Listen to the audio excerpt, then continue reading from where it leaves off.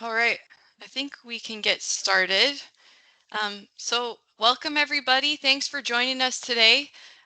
This is our third meeting to get stakeholder input on the electric vehicle supply equipment rule.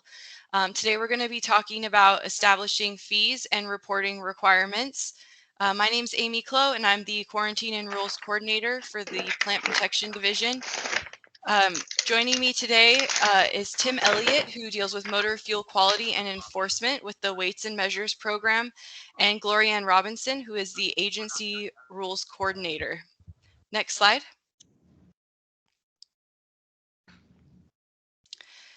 So I'm sure you are all well acquainted with these at this point, but just to go over the meeting controls, this meeting is being recorded, so please keep yourself muted throughout. If you are going to speak, make sure you unmute yourself by clicking that little microphone icon. Anybody who's calling in today, press *6 to mute or unmute yourself. Feel free to ask questions throughout the meeting. You can do that by either raising your hand, by just clicking that little hand icon. Make sure you unclick that icon after you ask your question. Or you can also leave a message in the chat. We'll be monitoring that throughout the meeting. Next slide.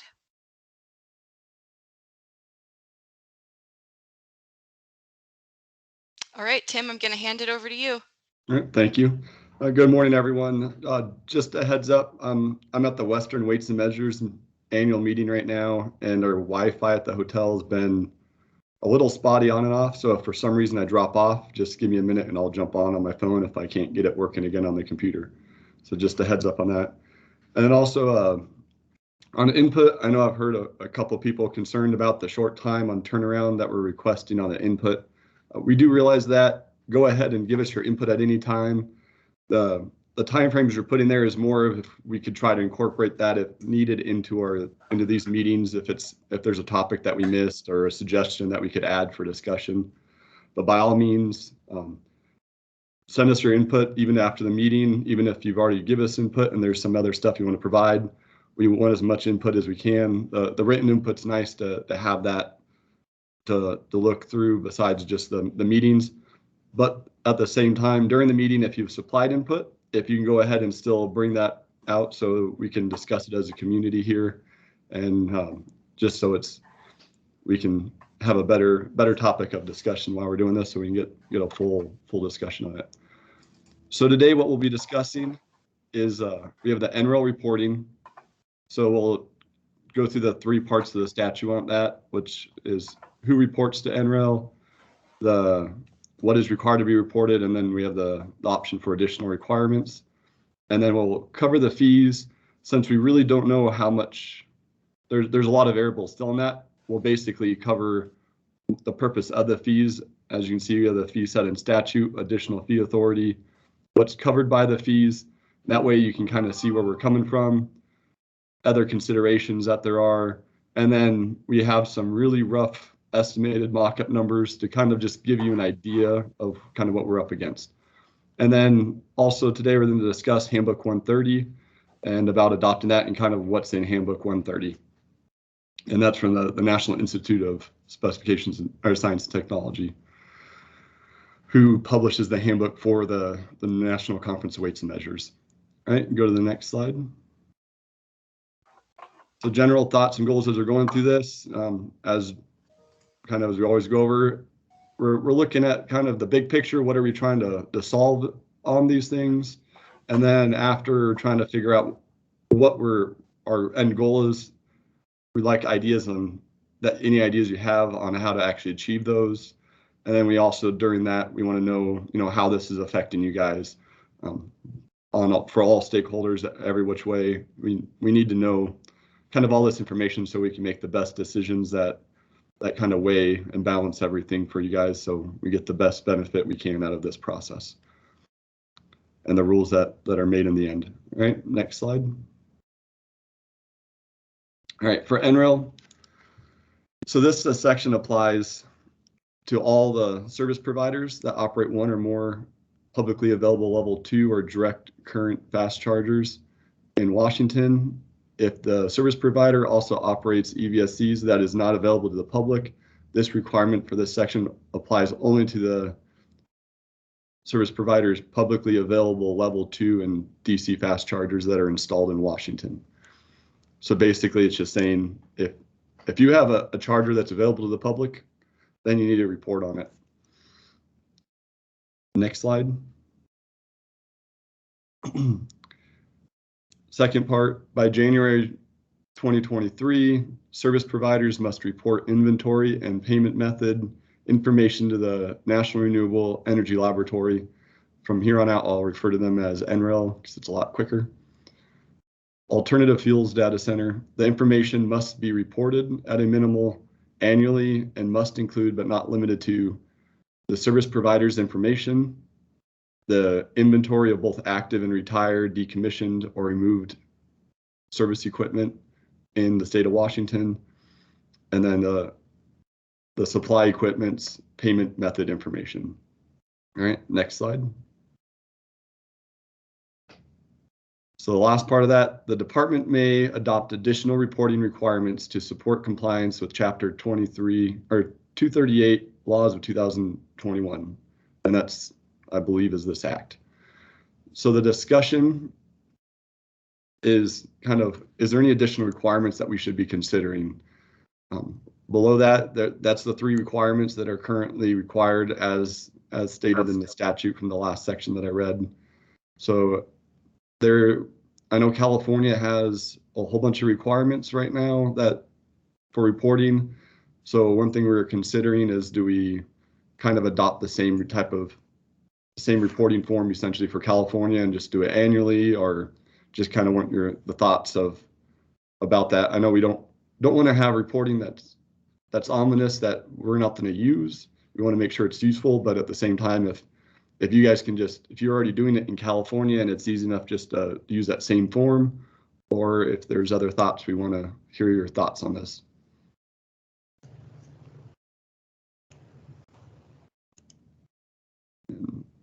Got a comment? Pull into the comments, give me a minute. Oh, okay, there's just Gloria in.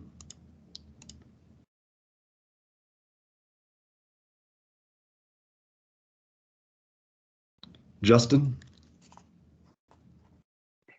Hey, Tim. The only piece here that I'm just trying to kind of think through a little bit is the reporting of the retired, decommissioned, or removed electric vehicle supply equipment.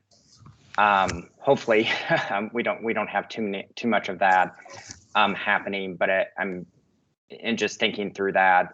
That's kind of different than the existing equipment and could have some challenges. And so I think understanding how we do it once, and we don't have to, report, equipment that was retired or decommissioned 3 or 4 years ago, if we've already reported that, make sure that it's a kind of one and done type of report on that particular item.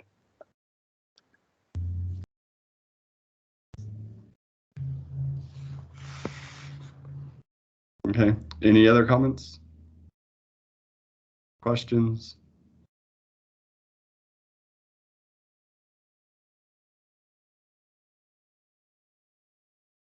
Danielle, did I pronounce that right? Yep, Danielle Kivett, Puget Sound Energy.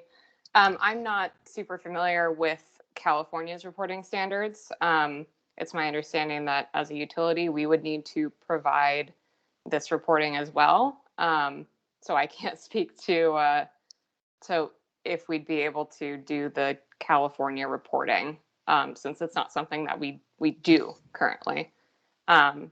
And from my understanding of the bill, utilities would need to do this reporting. And I know most of us are in Washington, maybe in Oregon, but mostly Washington. Okay. Yeah, and I'm gonna make a note on that too, because I know the way it's very encompassing on service providers. So we may need to provide clarification, because I don't know if it's useful if the utility is acting as a sole service provider, providing all the information, to have you guys do it, but if you guys are contracting us, there's another service provider that's would be more of what people think of as a service provider providing it, but then you guys are related to it, and because of that, you fall into the definition. I don't see why we want double reporting on that stuff, unless there's some reason to have that. So that's something we may have to look more into.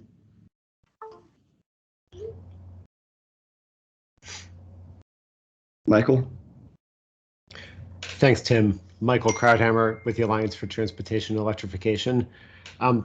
So are you envisioning that, like, when you say EVSP, are you envisioning that, like, the network operator or just to be clear with our terminology, the company that operates like the cloud network, behind the charger, are you expecting that they would be the ones who would be responsible for knowing where the chargers are located and then providing this information? Or would it be like the owner of the charger, the site host, which is typically a different entity? Yeah, and they range in levels of sophistication and familiarity when it comes to things like this. Yeah, and that's what I hadn't really thought much about that until Danielle got up and spoke. Yeah, I think that's something we might need to address for clarification. Technically, I think everyone would be responsible for it to be reported, but I don't know why we'd need multiple reportings. So it may be one of those things where I don't know if we'd end up having in the rules require who exactly is doing it, or if it would be require that someone has to take responsibility. And if it's not done, then we'd basically send out a letter of correction or notice of correction to all parties involved. I'm not sure how that would work out at this point. So if you have any recommendations, that would be very useful on what would be the best party to maybe be responsible for this. Well, yeah, I think this forum today, we've got over 30 people on the call. That might be a topic to discuss today. When you just think about different use cases, if you have a charger at a shopping center, like it's not at all clear who to call. If let's just say you've come upon a charger in a shopping center that's not registered, it's not reported, for whatever reason, like who would you even call? Right? Yeah, and right now, if anyone has any input, right now is the time to talk about this. And it's a little more challenging for us too on this, is so pretty much all the rest of the regulations are related to devices that are charging payment for the most part, where this applies to all devices. So even if it's a free device, it should be getting reported. So that's another layer on top of it too, so that business that may not even really have a full-on service provider because it's just an outlet on, it's just a level 2 dumb charger sitting there in their parking lot, this should be applying to them. Right. So if it's a non-networked charger like you just Correct. described, there is no network operator. There's no EVSP. Someone may have purchased that charger on the internet, had their electrician install it, and then that person who installed it might not even be around anymore. Potentially, they might have just moved to another shopping center or who knows what. Presumably someone's responsible for it, but Can I jump in here? Yeah, go ahead, Caroline. This is Carolyn Logue. I represent the Washington Food Industry Association. So we have grocery stores, convenience stores, gas stations, and all looking at this. It seems to me that there should be some language in here to be very clear about who is responsible for reporting. Should be whoever the entity is that controls the decommissioning and what happens with that device. So let's say we have a number of convenience stores and they have a contract with another provider to bring those chargers in. And that provider is the one who says, okay, it's time to change this out, do this. This is what's going to happen. That is different than if a convenience store went out and on the internet purchased 2 or 3 chargers and had someone install it. Then the convenience store would be in control of what happens to it. So it seems like the reporting should go with the entity that is responsible for those devices in the end.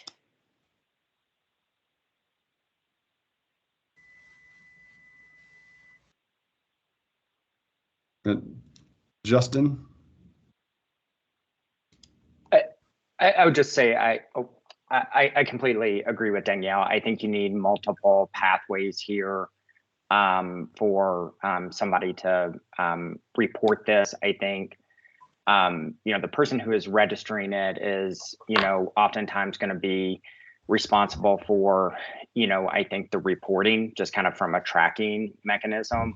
I think the state could work with the EV service providers, as Michael said, the network operators, potentially to kind of, or really with NREL to just kind of spot check those things, right? I think there's a little bit of a belt and suspenders approach, but having multiple routes for the multiple different business models in this space to be able to take ownership of both the registration and the reporting requirements would be important.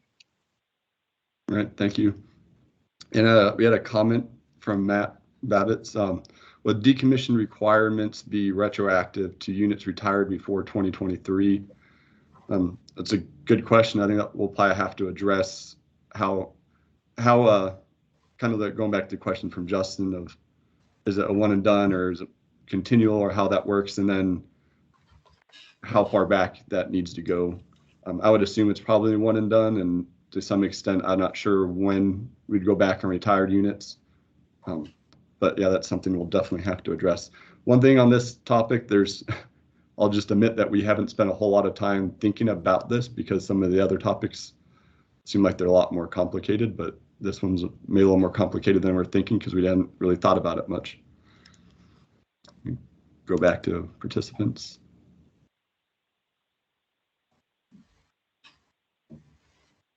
Is there any other comments? I'm not seeing anyone's hand raised.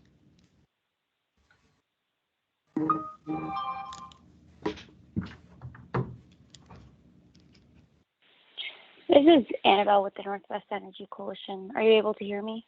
Yes. Thanks. Joining by phone today. I guess for the reporting and who's kind of subject to the reporting requirements first. I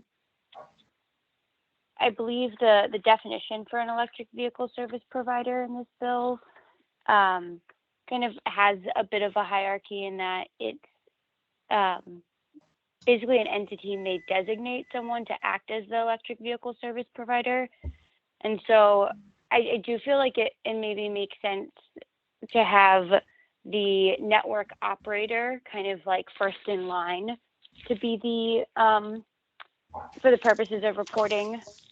And I don't think that the state has I don't know what the state's authority to kind of like recommend kind of contracting practices, but it seems like that would be something that should be within a contract between a service provider, like the network operator, and the entity who is the site host. So just wanted to put that out there for consideration and kind of like the reporting hierarchy. Mm-hmm. Thank you. Danielle?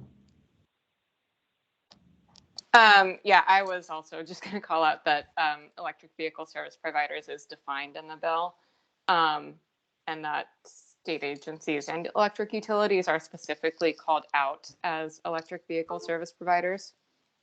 It also does say that entities operating non-networked EVSE do need to report as well. So just a consideration for that. And just on the contracting, I don't know offhand when, I don't recall offhand when this reporting is supposed to start, but it's something that would probably result in contract revisions, since like PSE does have an existing contract with an EVSE service provider, but we don't have anything about reporting in there currently. And it's not something that we would have planned to add until the expiration of the contract or the renegotiation. So it's just an additional burden that not just we would need to take on, but potentially others who have existing long-lasting contracts as well.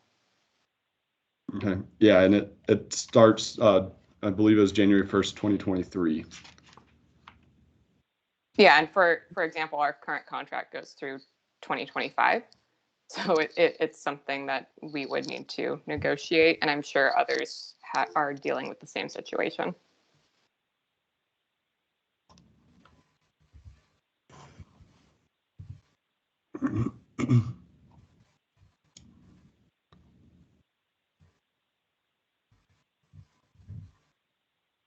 Okay, from Andrea, this reporting sounds complex. I do think that the network provider makes sense and not the property owner or host. I'd be most concerned of the use case of a small fleet that may add level 2 charging to their fleet and know that the local rural residents may want or need to use the charging while in town and therefore want to charge for resident and not fleet usage. It seems like a burden for them to add their stations to the reporting status.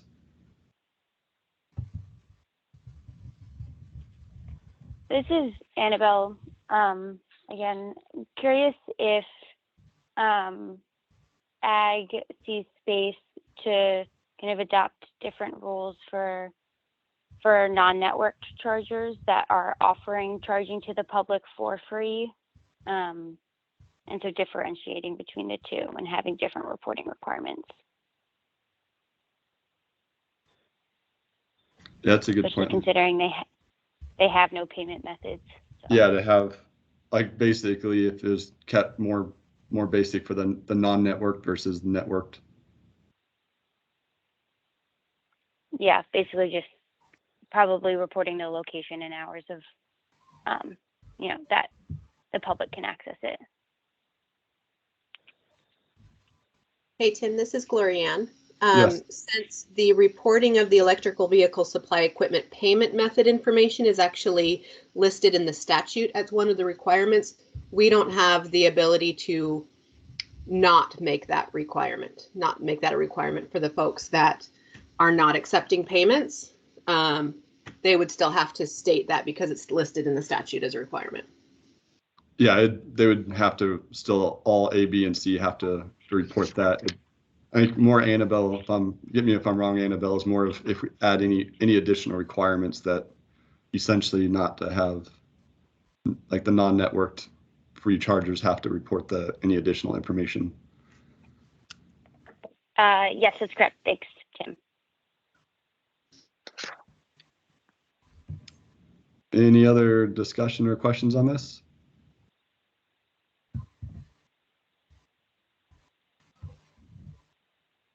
Jeff?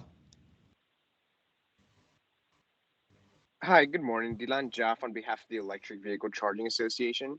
Just wanted to make a quick comment. I know there has been some reference to California data reporting and trying to kind of streamline that process. So did want to make one recommendation that if the idea is that we do want to allow EVSEs to use the same reporting, to potentially use the same timeline that is used in California.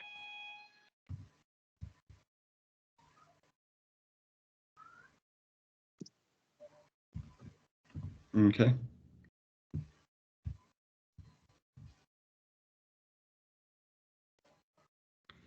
Anyone else?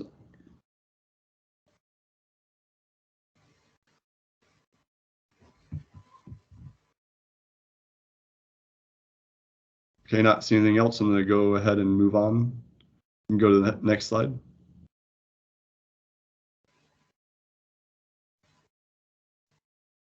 All right, for the registration fees. So in RCW 1994-175. So if you can get more information if you look at the RCW 1994-105, but the following annual registration fees shall be charged for each weighing and measuring instrument or device used for commercial purposes in the state. So essentially commercial purposes means if you are using that meter to determine how much you're charging for a commodity such as electricity, then you'd have to register it. So a level 2, the registration fee set in statute is $20 and a DC fast charger is set at $40. You can go to the next slide.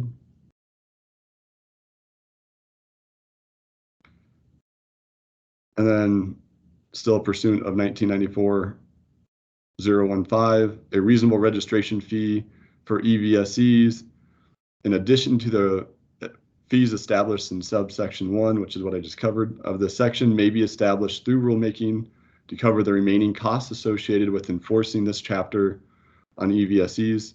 The department may consider differential fees to reduce potential burden on the registration fees for the service providers operating 25 publicly available service equipments in Washington. So I don't really have a spot for the 25 or less. So after the next slide, also, if there's any comments about that, if someone knows of service providers that we should consider that for, go ahead and make comments. I haven't heard any feedback from industry on that topic at all. So next slide. So I'm going to kind of cover what the fees are on this slide, and then after this slide, I'll go and kind of, I have some very rough estimated numbers just to kind of give you an idea where we're sitting.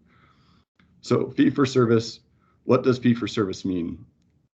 It means that we're solely funded by the registration fees. We're not getting any general fund money. In this case, we did get a small startup fee, but it still doesn't cover our estimated costs. But so the salary and benefits, so you have the salary for both field staff and office staff. We have our equipment, and that includes all the equipment that we need to do our testing. We have the training for the inspectors. We have program and division support. So our assistant director, program coordinator, all that stuff has to come out of that. We still pay a chunk of that out of our program fees. And since we're not getting any general fund money, that's all that has to come from fee for service. And then the agency operation rate, we still have to support the agency for our portion of basically the support they give us as management and IT and all that stuff. And then the other thing I forgot to add to this, which for the rulemaking process is more substantial than ongoing, is we also have to pay our assistant attorney general that gives us our legal counsel, is also paid from our fee for service. So we have a lot of costs associated with running a program, and since it's solely fee for service funded, we have to make sure all those things are covered. So next slide. And actually, go ahead, go back. Does anyone have any question on fee for service in general?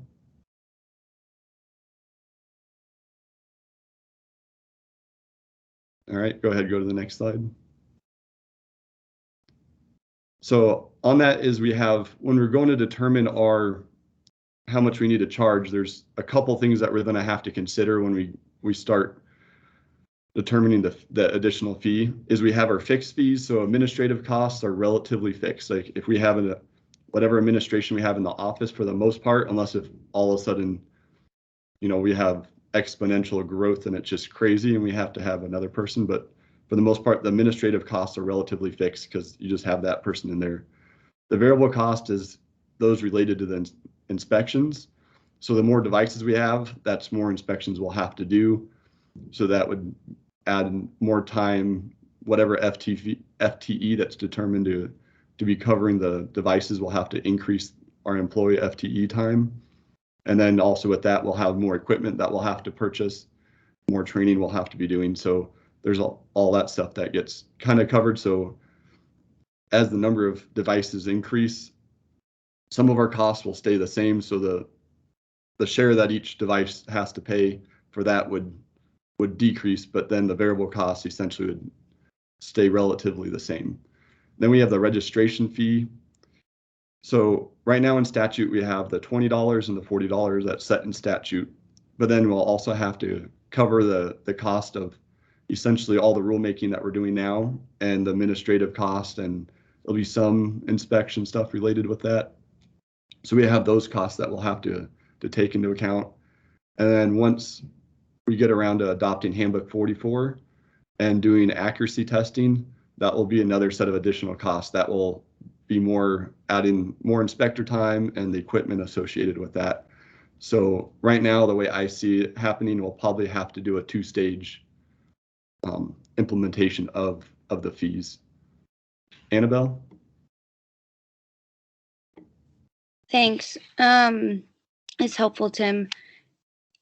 Can you correct me if ag has a different interpretation of, I guess, section 8, subsection 2, where it says, so you can essentially adopt additional fees to cover remaining costs associated with enforcing this chapter.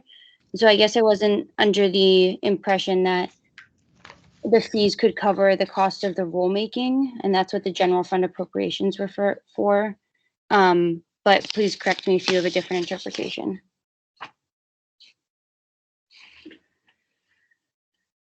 Yeah, from my understanding, that would be part of enforcing is rulemaking. Everything is accompanied. We don't. I mean, we do have that, and that's when we go to do the fee structure and everything that will be taken into account of the what we got. And actually, if you can go to the Lorianne, go to the next slide.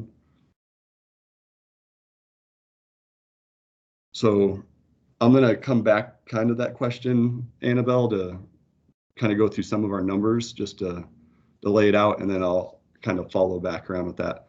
So this slide does take quite a bit of explanation. Was trying to keep it on one slide and not write it a lot. We might try to add some more explanation when we go to post this. But so on the left-hand side, the legislation gave us a one-time startup fee of $152,000.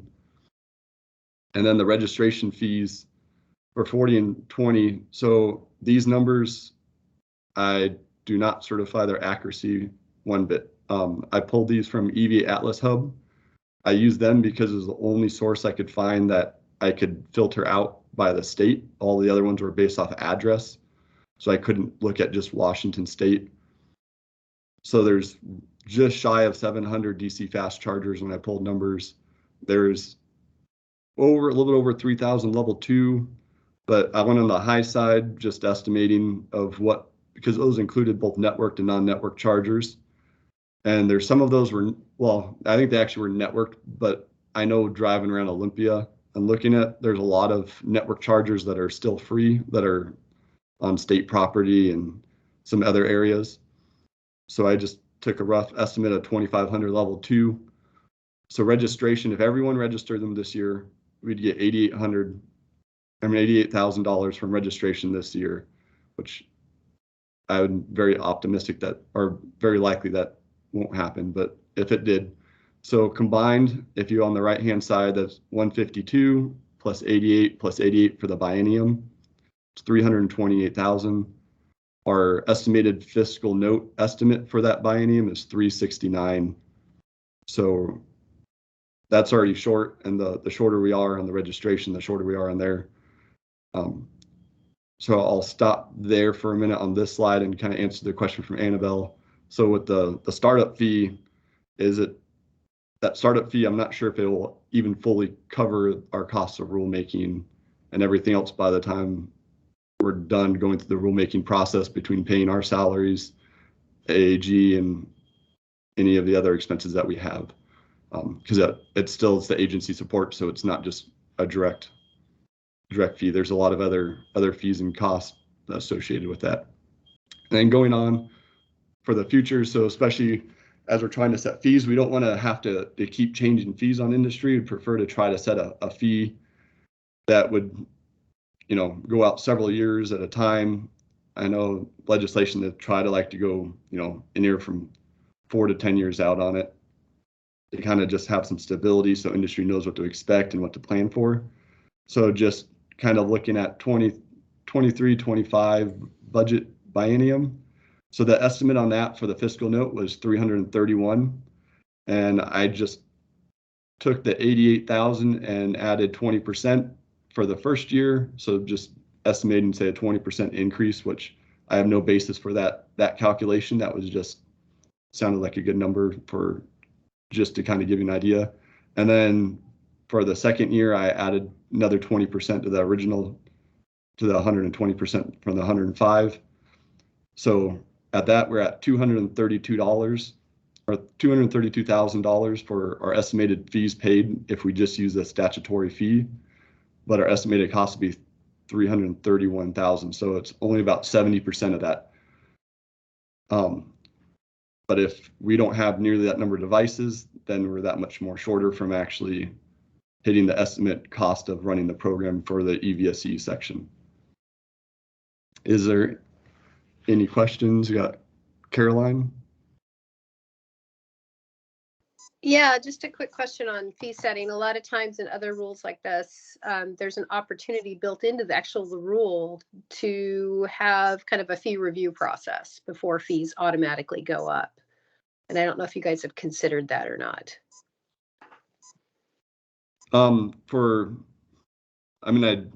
Gloria might be able to better answer that. It would be part of the rulemaking. Like I know at least when we go to, well, that'd be two things I think, because first on that is for this initial fee, it's gonna be part of the rulemaking process. And if we do increase the fee on that, we would have to go back through the rulemaking process again. Okay.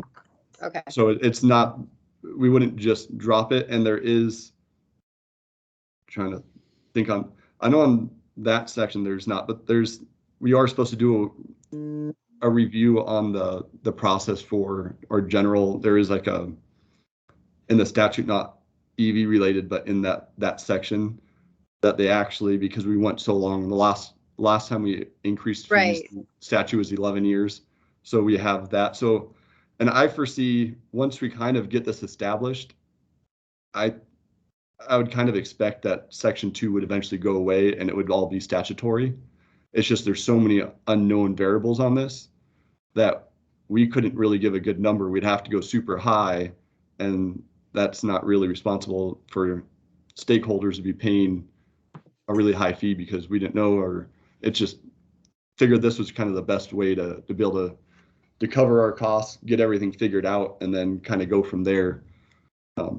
It may stay that way. I can't tell you what's going to happen in the future, but I would expect that eventually at some point legislation's probably going to decide to pull that back. Well, and that's kind of my question, because I do know the problems we've run into in general weights and measures with, it went so long without, and then you have these, but also I think there's questions sometimes that come up and a need for a review, even on things like your indirect costs and how those are applied to the program, et cetera. So just if there's steps built in the process before any, I guess you've got the rulemaking process, but maybe even a pre-step where you've got this kind of review of indirects, review of overall program costs, that type of thing that could be put together. I think it's really helpful and beneficial and keeps people from being surprised or feeling like they didn't have some input if there's a problem. Yep, thank you for that. Tim, I'd be happy to jump in here too. This is Gloria Ann. To mainly reiterate what you're saying here for both Carolyn and Annabelle. For Annabelle, the part in the statute that says that we're allowed to have additional fees through rulemaking to cover the remaining costs of enforcement does cover the implementation of the program itself. We have to establish the program and all of the costs that are associated with that before we can even do any enforcement. So without the program, there is no enforcement. So covering the remaining costs of enforcement does include establishing the program itself and the funding needed for that. And yeah, Carolyn, so the program, of course, does do their annual budget review to establish what the forecast is going to look like for what is needed the upcoming year. And so they'll continue to keep an eye on making sure that the fees that they're charging do actually cover the costs of running the program and doing the enforcement, and adjusted as needed. But of course, our requirement is that we have to go through the whole rulemaking process, as Tim said, anytime that we're adjusting the fees that are in the rule. So those additional fees that we're talking about creating on top of what's in the statute, those would have to go through the whole rulemaking process, which includes the public comment period where people can provide input on the proposed fees that we're doing through rulemaking. And I guess what I would say is probably rather than just the regular standard rulemaking public comment period, it might be beneficial to have something before that. Yeah, definitely. Yep, agreed, especially when it comes to money. Any other questions or comments? Oh, there's a comment typed in. Let me see what it says. Oh. nothing. Just thank you. Okay, is there Justin? Yeah, Tim, I guess just one comment on this. I really appreciate the transparency you guys have here. Sometimes when we're talking about fees, it seems like a little bit of a black box, and the costs are kind of what the costs are. And so I think just from our perspective, we appreciate this level of transparency and kind of thinking through what those fees are. And as we go through this process, if numbers are updated, assumptions are updated, we can just kind of take a look at those updated assumptions. But again, just to appreciate the transparency here. Yeah, and then a couple also notes on the cost that it's going to cost us. Like, it's hard for us right now to determine what it is. A lot of it's going to depend on what comes out of rule, like when we actually do the rules and what the rules require, as far as it, like adoption and how much, don't have a great term for it, but kind of how much babysitting is going to require in the office of maintaining and making sure everything stays up to date and following up with stuff. So this section is really new to us. We don't have a whole lot of experience in kind of this initial rulemaking that we've been covering for the last 3 meetings. So it's going to be a lot harder for us to kind of make those estimates until we get the rules in place and kind of determine how that's going to affect us. And then once we go to the inspection sides and start inspecting and adopting Handbook 44, we have the cost of equipment, which I think now is more stabilizing, but then we also have to determine too, I mean, it's cost DC versus AC testing, but then is how often do we need to test them? It's like fuel pumps our goal would be 2 years right now because of staffing. We're about 3 years that we're kind of hitting, but it's how often do we need to test the units, and that would directly relate to how many inspectors we need to have to be able to actually, that are trained and use the equipment and whatnot, to go out there and do those inspections. And so that there's a lot of variables in there that we'll kind of have to cross as we get to those areas. But until Handbook 44 is no longer tentative and we can actually adopt it, the inspection side of stuff we're not going to focus too much on. And with that, if we can actually go ahead and go to the next slide.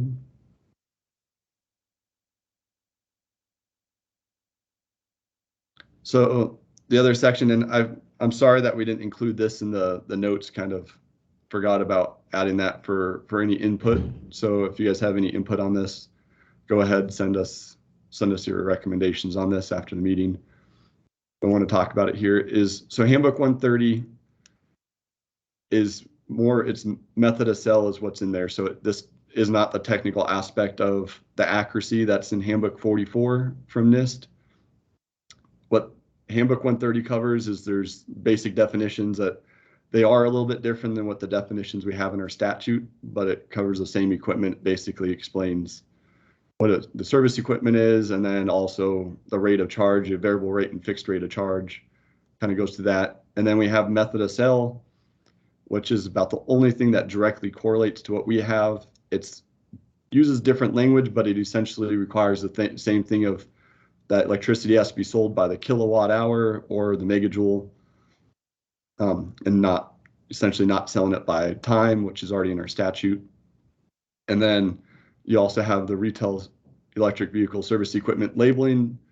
So that's what's labeled on there, and a lot of that has to do with how if it's a variable rate, fixed rate of charge, some of the other stuff for a consumer. And then the street sign pricing, that's basically states how, or also in the labeling, sorry, go back, the labeling also talks about like 1/10 of a cent and how the pricing is displayed. The street sign pricing is if you have a street sign, what's required to be on it, what you can't have on it, and then any other advertisements. So that's what's in Handbook 130. I'd recommend looking it up. There's the link right there in the document. You can click on it. So that link, actually, I said 2020. I think it might be actually the 2019. Maybe no, it is the 2020 handbook. So that will bring you the 2020 handbook. That language was adopted in 2013, so it hasn't changed. For us, if we do adopt Handbook 130, we have 2 ways of doing that potentially. The first way still might be a little sticky and a little awkward. So right now we adopt the Handbook 130, and we're on the 2016 handbook, but we have the authority to make modifications. And one of those modifications is we've deleted this section out of Handbook 130 as we adopt it. So we don't enforce the EV section right now. And that is so we can let the EV industry kind of get established and settle down before we start enforcing anything. So we could potentially adopt it by just deleting that deletion, by striking out that deletion, and it would be a 2016 edition. Or the other way to do it, and it may be a little bit cleaner, is after this rulemaking is done, hopefully we'll be running rulemaking to adopt the 2020 or 2021 handbooks. And when we do that, then we would just at that point adopt the EV section if that's what we want to do. We do need to hear from industry, like if there's anything that you see. I've gone through it. I don't see anything right off the top that would conflict with our statute and what we'd be doing. But if there is issues, I need to know about that if there's something I'm missing. So that way, if we do adopt it, we either adopt the full EV section along with it, or maybe we're only adopting a section of that EV section. But any input on that would be helpful. Like I said, if you haven't read through that, just go ahead, take your time at some point, and you can get back to me in the future.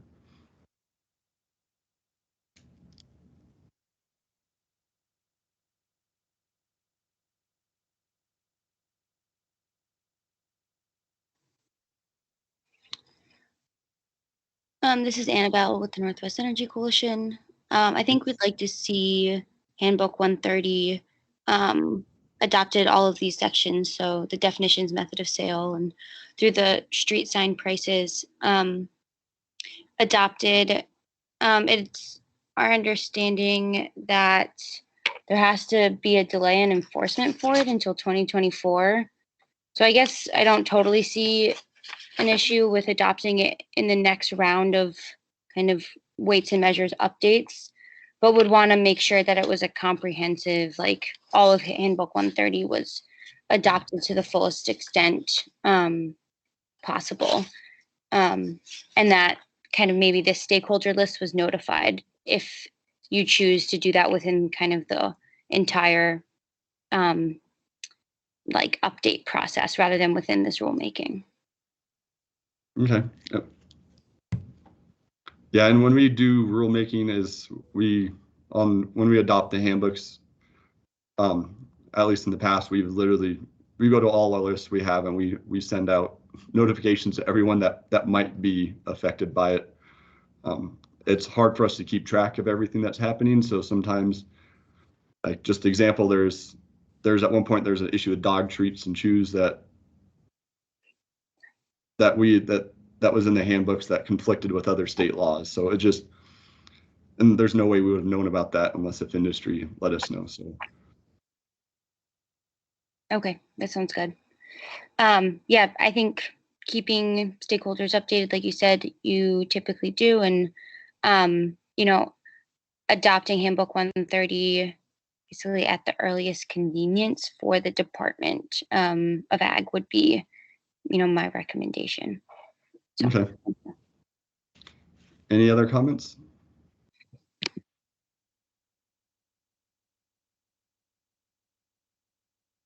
All right, we can go ahead and go to the next slide.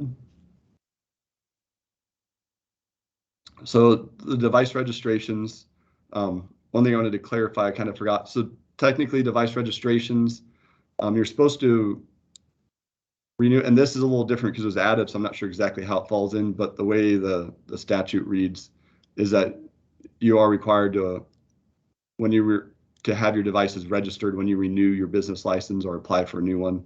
So make sure that at that time you're doing that. I've added the guide that the business licensing department sent me. I know I've emailed a few of you this guide as requested, but on the left-hand side of the screen, if you just double click on that image, it'll upload. It's embedded in this PowerPoint. So once we have it posted, you can just click on that, and it kind of walks you through the process of adding the devices to your registration or to your business license. Is there any questions on that right now? I know I cover this every meeting, but just change it up a little bit. All right. I think that's it for me. And go to the next slide, and I think it should be back to Amy. Yeah, thanks, Tim. Yeah, so this is our last meeting of our stakeholder input sort of workshops that we were holding, but that doesn't mean that the discussion isn't going to continue. Oh, Justin, do you have a quick question for Tim, just real quick? If you're going to do broader discussion, happy to hold it until then. It was kind of in addition to what Tim had covered. Go ahead, feel free. Yeah. So Tim, you talked a little bit about 130, and I assume you're, all right, I know you're adopting that under Section 9 of the bill, RCW 19.94.90. I guess I'm curious if you could talk a little bit about Handbook 44 and the meter tolerances there.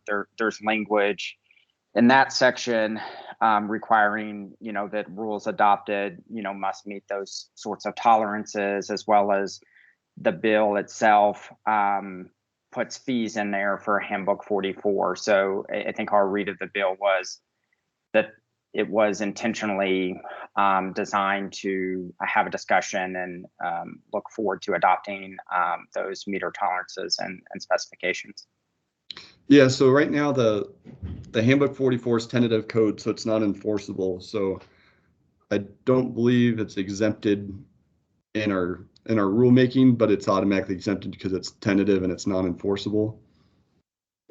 Once it becomes that, I think we may have to address that kind of going forward to make sure that we don't adopt it until everything is kind of checked out. The whole Handbook 44, since it is tentative and we got this big lift, we haven't focused a whole lot on that, but that will be a whole nother set of rulemaking before Handbook 44 is adopted for the EV, is to kind of look at those tolerances. And once it is, I would expect that we adopt, once Handbook 44 section on EV charging is no longer tentative and it's considered permanent code, at that point is when we'd look at adopting Handbook 44 for the EVs, and that can't go into enforcement until 2024. Looking at the process right now, I would be surprised if it's even done and no longer tentative until well after 2024. So there's still a lot of discussion going on. Unfortunately, with my commitments with the Weights and Measures Conference doing LNR, which is a Handbook 130, I don't get a lot of time to track exactly what's going on with the Handbook 44. So I'm a little aware of it, but I don't know the actual current status and kind of what people are looking at as far as timelines and whatnot. I've asked some of the people involved in it, and they've told me they'd be surprised within the next 2 years if it became permanent. So I would just add, I think, we see ChargePoint, we see this as a core consumer protection issue. Coupling that with, that we've got, programs to help reduce cost, whether those be rebate programs, federal government programs that are going to be putting a significant amount of infrastructure in the ground over the course of the next couple of years. We would really encourage the Department of Ag to look at Handbook 44, even if it is tentative, from a core consumer perspective, and set the expectation for the industry that at this point in time, that we want that infrastructure to really meet the highest levels of consumer protections. So I'll leave it there, but again, just wanted to flag that, we feel like the legislation certainly addressed it. We understand and track closely the process at the National Conference of Weights and Measures. And at the end of the day, we want to make sure that we've got a good infrastructure in the ground that'll be good for consumers for a long time. Yeah, and I guess what I'd say along kind of with that is, unless there's some crucial major issue with the Handbook 44, expect that once it is no longer tentative, that when the next time WSA does rulemaking, we'll probably be adopting that. So just expect that whatever's coming down on Handbook 44, that you'll be required to meet that requirement for your equipment.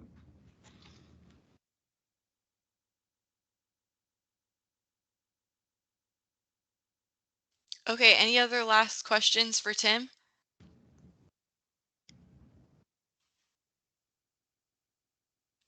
All right.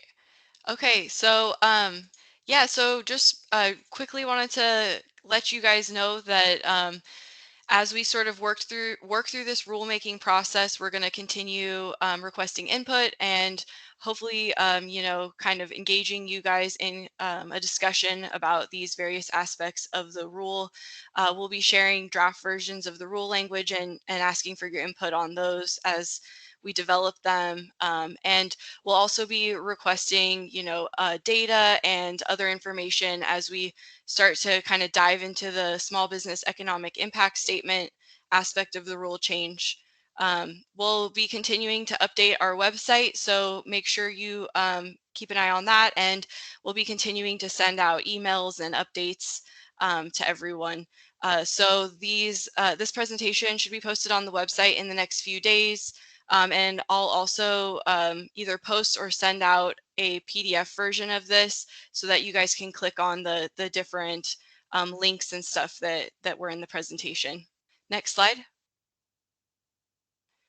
Yeah, so that's pretty much it. Thank you all so much for participating in this. It's been really helpful getting your input, and feel free to reach out and continue to provide input as we work through this process. So thank you all so much.